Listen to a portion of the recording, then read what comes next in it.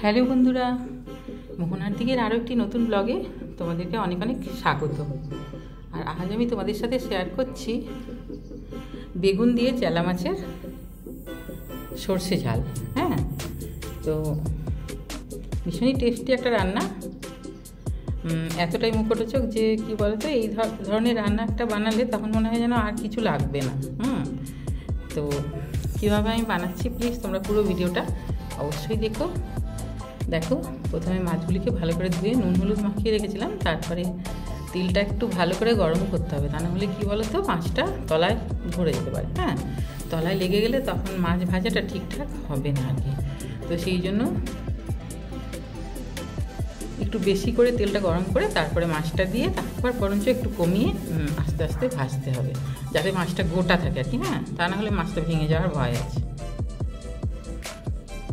আর আমি এখানে মাছটাকে চুনো মাছ, এটা চেলা মাছ। হ্যাঁ, তো মাছটাকে আমি বেশ লাল লাল করে কিন্তু এখানে ভেজে নেবো। আমি সমস্ত মাছই কী বলো তো, ঝাল করো কি ঝোল, সবেতেই আমি একটু কড়া করে ভাজাটাই পছন্দ করি।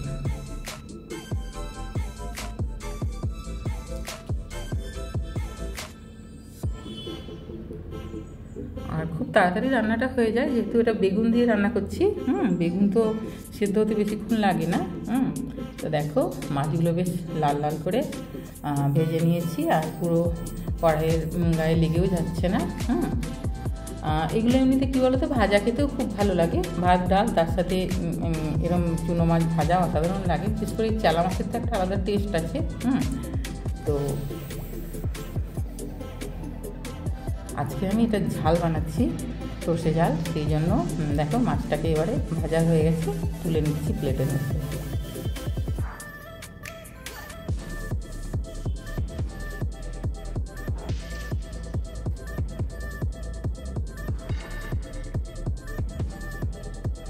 মাছগুলো সমস্ত তুলে নিয়ে তারপর ওই তেলের মধ্যে আমি দিয়ে দিলাম পেঁয়াজ কুচি। আর পেঁয়াজটা একটু বেশি করে দিলে কী বলো তো, মাছের ঝালের টেস্টটা খুব ভালো হয়। আর এখানে দিয়ে দিচ্ছি পাঁচফোড়নটা অবশ্যই দিতে হবে, তা নাহলে মাছের ঝালের টেস্টটা, সর্ষে ঝাল যেহেতু, সেই জন্য টেস্টটা ঠিকঠাক আসবে না। হ্যাঁ, যদি এখানে আমি মশলা দিয়ে রান্না করতাম না, তাহলে আমি জিরে ফোড়ন দিতাম, কিন্তু পাঁচফোড়ন দিয়ে সর্ষে বাটা দিয়ে রান্না করলে খুব ভালো একটা টেস্ট আসে। তারপর দেখো, দিয়ে দিলাম বেগুনগুলি এখানে আমি ভেজে তুলে রাখিনি। এবারে কী বলো তো, বেগুনগুলি ভেজে তুলে রাখলেও হতো। তো আর বেগুন ভেজে তুলতে গেলে তখন আরও বেশি তেল লাগবে।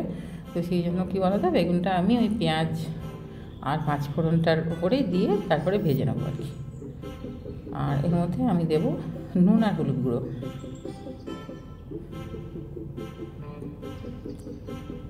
আর নুনটা একটু বুঝে শুনে দিতে হবে, কারণ মাছ ভাজাটা যখন ভেজেছি মাছটা, তখন নুন দেওয়া আছে, সেই জন্য।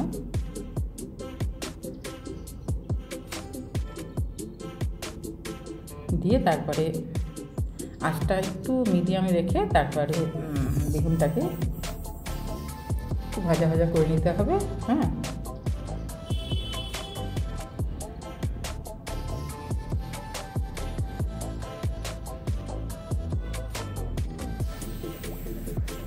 তারপর এর মধ্যে দেখো দিয়ে দিলাম একটুখানি চিনি। যেহেতু আমার মাছের ঝালটা পরিমাণটা খুবই কম, সেই জন্য চিনিটাও আমি অল্প একটু দিয়েছি। হাফ চামচও না, হাফ চামচেরও কম দিয়েছি। আর একটু মিষ্টি মিষ্টি হলে বেশ মাছের ঝালটা বেশ টেস্ট হয়। আর এখানে আমি টমেটোটা দিচ্ছি না, আমি এখানে টমেটো কেচাপ ব্যবহার করব। হ্যাঁ, তো দেখো, তারপর এই যে বেগুনটা একটু ভাজা ভাজা হয়ে গেছে, এবারে আমি এর মধ্যে দিয়ে দিচ্ছি জল। আর সর্ষেটা কিন্তু প্রথমেই আমি দেবো না, কারণ সর্ষে কী বলো তো, বেশি ফোটালে সর্ষেটা তেতো লাগে। হ্যাঁ, সর্ষেটা আমি ঠিক ওই কিছুক্ষণ জলটা ফুটে বেগুনটা সেদ্ধ হয়ে যাবে, তারপর দেবো। তারপরে এই যে দেখো, লঙ্কার গুঁড়ো দিয়েছি। বেশ ঝাল ঝাল হবে, আর লঙ্কার গুঁড়ো একটু কালারটাও সুন্দর আসে তো যে কোনো রান্নাতে। এবারে লঙ্কার গুঁড়োটা দিয়ে, আর এদিকে বেগুনটা দেখো, বেগুনটা তো খুবই সরু সরু করে কাটা আছে, এটা সেদ্ধ হতে বেশিক্ষণ লাগবে না।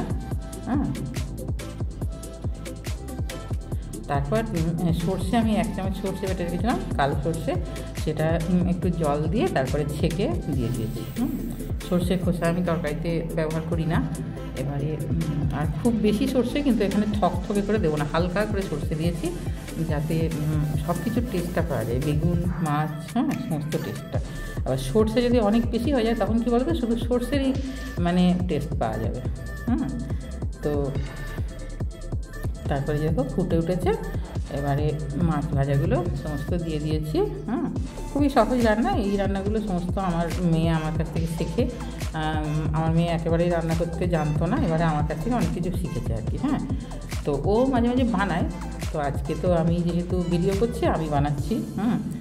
তো তারপরে দেখো মাছগুলো যে ঝোলটা আছে না, মাছগুলো কিন্তু একটুখানি ফুটে গেলে মাছটা কিন্তু ঝোলটা টেনে নেবে। আর তারপরে আমি এখানে দিয়ে দিচ্ছি দেখো 1 চামচ টমেটো কেচাপ। আর এখানে টমেটো কেচাপটা দিলে খুব ভালো একটা টেস্ট আসে। আর এখানে ফ্রেশ টমেটোও দেওয়া যেতে পারে, তো আমি এখানে দিইনি। তোমরা এখানে ফ্রেশ টমেটো কেটে ওই পেঁয়াজ তারপরে বেগুনের সাথে দিতে পারো। তারপর দেখো এটা খুব বেশিক্ষণ হতে সময় লাগে না, আমি বললাম তো, যেহেতু বেগুনটা খুব সফট, তাড়াতাড়ি সেদ্ধ হয়ে যায়। এখানে আলু দিলে বরঞ্চ একটু সময় লাগতো। তো তারপরে দেখো এখানে আমি কাঁচা লঙ্কাগুলি চিড়ে রেখেছি, কাঁচা লঙ্কাগুলো ছড়িয়ে দিলাম ওপর দিয়ে, তারপরে এটাকে গ্যাসটা অফ করে দেবো। খুবই সহজ একটা রান্না, তবে ভীষণই টেস্টি আর কম সময়ে। তারপরে খুব তাড়াতাড়ি হয়তো অফিসে যাচ্ছে মেয়ে, তখন খুব করে দিলাম। এটা কী বলো তো, খুব তাড়াতাড়ি হয়েও যায় আর ভীষণই টেস্টি হয়, সেই জন্য এক তরকারি দিয়েই তখন হয়তো ভাতটা খাওয়া হয়ে যাবে। তো এই যে দেখো আমি গ্যাস অফ করে দিয়েছি, হয়ে গেছে আমার বেগুন দিয়ে চালা মাছের সর্ষে ঝাল। তোমরা অবশ্যই এইভাবে বানাবে, ভীষণই টেস্টি হয়। আর আমার রেসিপিটি যদি ভালো লাগে তাহলে অবশ্যই একটা লাইক দিয়ে দিও, কমেন্ট করো। আর আমার চ্যানেলে যদি নতুন বন্ধু হয়ে থাকো তাহলে প্লিজ চ্যানেলটাকে সাবস্ক্রাইব করে দিও আর পাশে থাকা বেল আইকনটা প্রেস করে দিও, যাতে নতুন নতুন ভিডিও আপলোড করলে তোমরা খুব সহজে নোটিফিকেশানটা পেয়ে যাও। সবাই খুব ভালো থাকবে, দেখা হবে আরও একটি নতুন ব্লগে। বাই।